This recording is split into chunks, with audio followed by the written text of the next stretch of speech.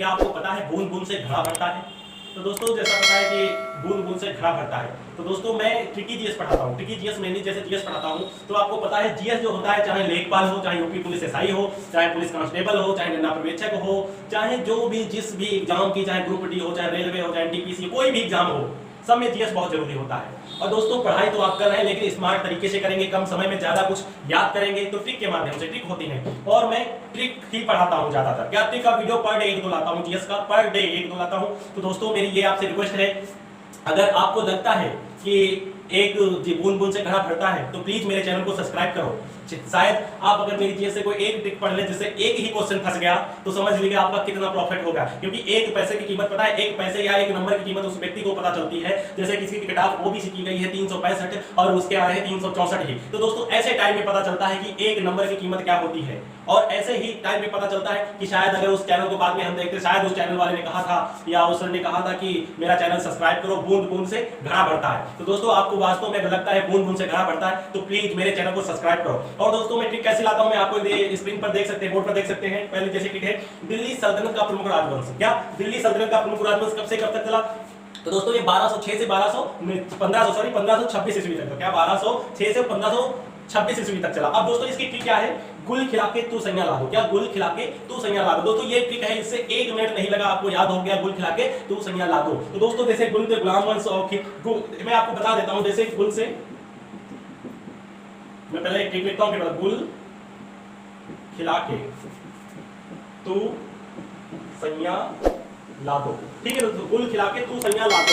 तो गुल से हो गया दोस्तों आपका गुलाम वंश। क्या गुलाम वंश? गुलाम वंश। ठीक है, तो गुलाम वंश। और खिला के मतलब, खिला मतलब खिलजी वंश, खिलजी वंश। ठीक है दोस्तों, फिर आया तू से तुगलक वंश,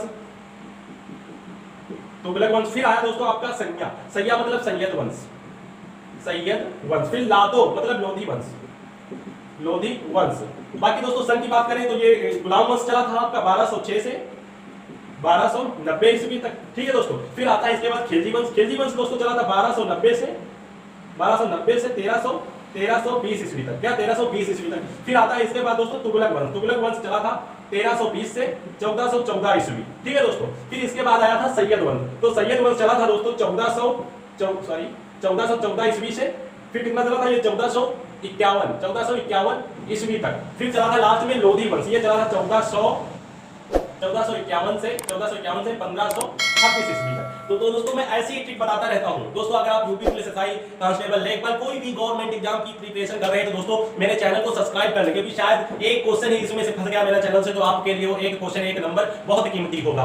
तो दोस्तों मेरा ये ट्रिक, अगर ऐसी ही मैं ट्रिक पढ़ाता हूं, अगर आपको वीडियो अच्छा लगे तो दोस्तों चैनल को सब्सक्राइब करो। अगर आपको लगता है कि बूंद बूंद से घड़ा भर सकता है तो दोस्तों प्लीज चैनल को सब्सक्राइब। दोस्तों इस वीडियो में मैं आपको बताऊंगा यूपी SSC पेट का रिजल्ट कब तक आएगा, और दोस्तों पेट रिजल्ट बताऊंगा, लेखपाल वैकेंसी बताऊंगा, और पेट का सर्टिफिकेट कितने साल के लिए मान्य होगा, और बताऊंगा पेट क्वालिफाई करने के लिए, और मेन पॉइंट है इसमें बताने वाला हूँ कौन नहीं कर सकता है भर्ती में आवेदन। दोस्तों जो लेखपाल की वैकेंसी आएंगी अभी 7882, उसमें कौन कौन से व्यक्ति या महिला फॉर्म में अप्लाई ही नहीं कर सकते। क्यों नहीं कर सकते इसका भी मैं रीजन बताने वाला हूं आपको दोस्तों।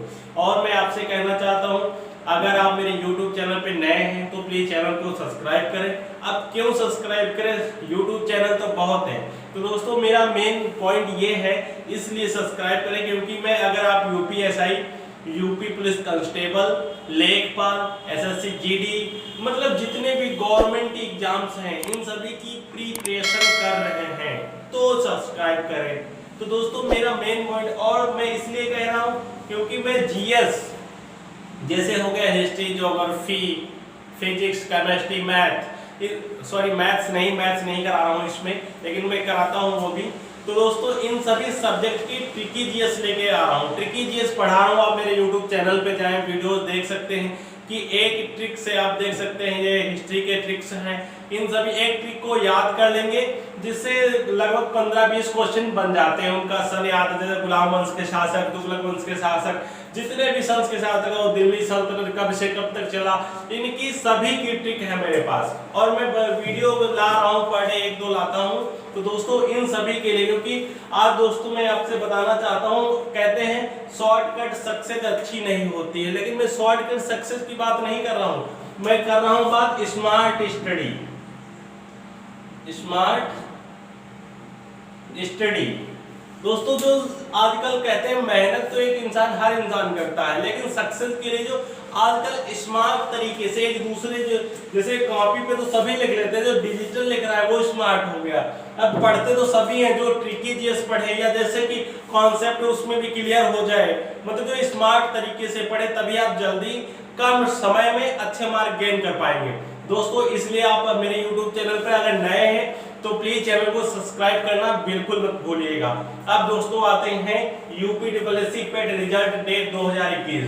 तो दोस्तों आपको पता होना चाहिए आपका रिजल्ट इसी अक्टूबर में आने वाला है, ठीक है दोस्तों।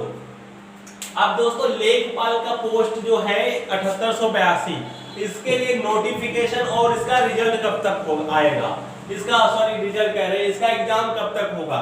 तो दोस्तों आपको पता होना चाहिए पेट जो है ये 1 साल के लिए मान्य होगा, कितने 1 साल के लिए मान्य है। अब बात आती है दोस्तों पेट 1 साल के, और पेट का अभी तक रिजल्ट नहीं आया है। तो दोस्तों इसका रिजल्ट आने के बाद लेखपाल का नोटिफिकेशन आएगा।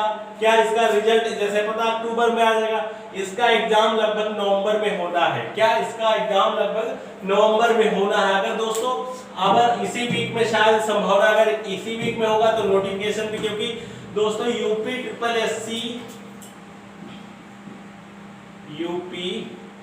UPSSC आयोग लगभग 27,000 समथिंग वैकेंसी जो है उसको कराना है, फिल करानी है, वो भी कब तक 22 मार्च 2000 से पहले। दोस्तों मार्च 2022 से पहले, क्या मार्च 2022 से पहले इन सभी वैकेंसियों को एग्जाम कराना है। अब दोस्तों जैसा पता इन सभी, अब बात आती है कि इन सभी का नोटिफिकेशन फिर क्यों नहीं आ रहा है।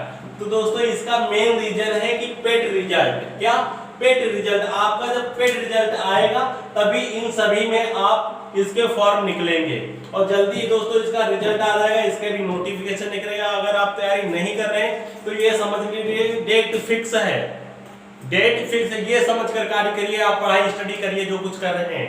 तो दोस्तों डेट फिक्स है, ये मत समझिए पता नहीं कब होगा एग्जाम होगा, कब नोटिफिकेशन है। नोटिफिकेशन की टेंशन मत लो, आप तैयारी करो। तो दोस्तों इसका जब तक ये रिजल्ट नहीं आ रहा तब तक इनका नोटिफिकेशन नहीं आ रहा, लेकिन जल्दी इसका रिजल्ट आ जाएगा और इसका नोटिफिकेशन भी आएगा। और जैसा मैंने बताया कि मार्च 2022 से पहले इन सभी के एग्जाम होने हैं। और क्योंकि मेन रीजन क्या है इसका, दोस्तों इसका मेन रिजल्ट 2022 में क्या है, 2022 में इलेक्शन है। क्या 2022 में इलेक्शन है, जो इलेक्शन की वजह से दोस्तों इन सभी का एग्जाम तो होगा, नोटिफिकेशन भी आएगा, एग्जाम भी होगा, ये तो क्लियर है। अब ये सिलेक्शन सभी को दे पाते हैं, योगी सरकार दे पाती है कि नहीं, तो दोस्तों ये सरकार पर डिपेंड करता है। बट इसका इलेक्शन मेन पॉइंट है, इलेक्शन है, इसी कारण ये सभी वैकेंसी इनका एग्जाम भी होगा, नोटिफिकेशन भी जल्दी से जल्दी क्लियर होगा, ठीक है दोस्तों।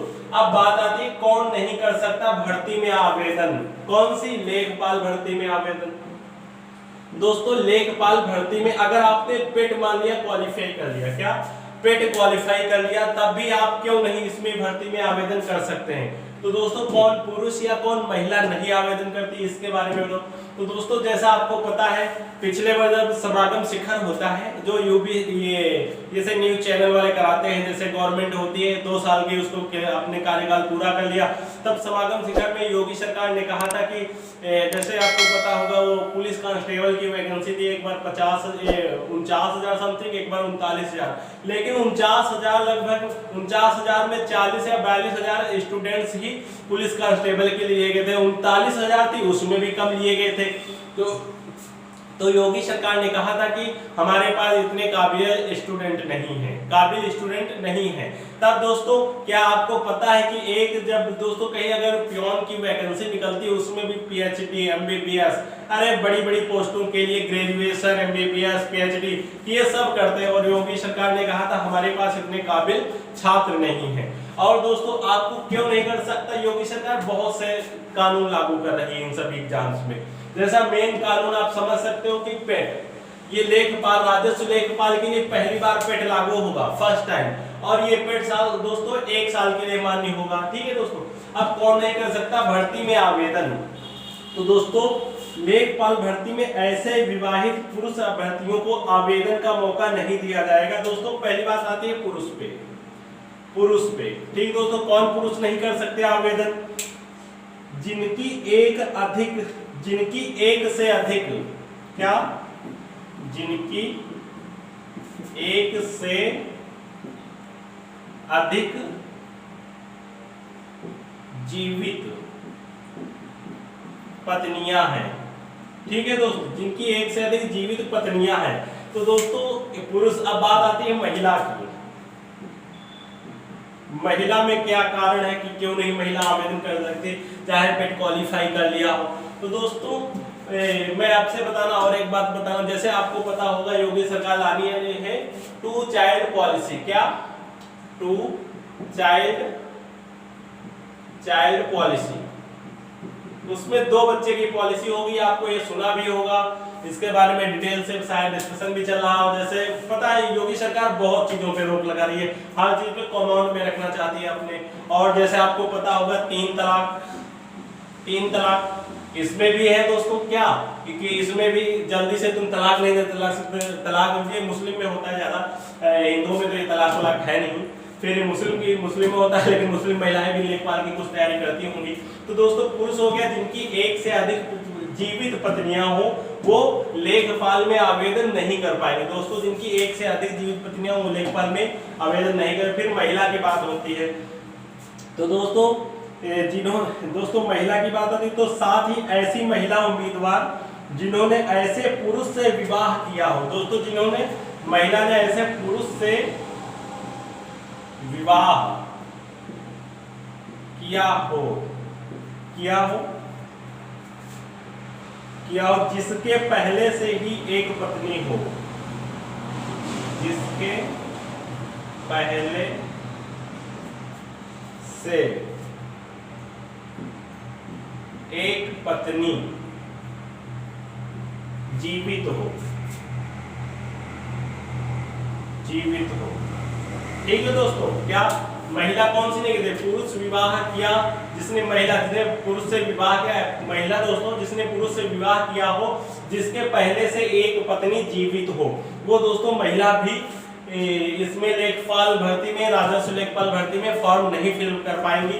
अब बात आती है कर कैसे सकती हैं, तो दोस्तों इसके लिए दिया है आर्टिकल में, जब तक कि राज्यपाल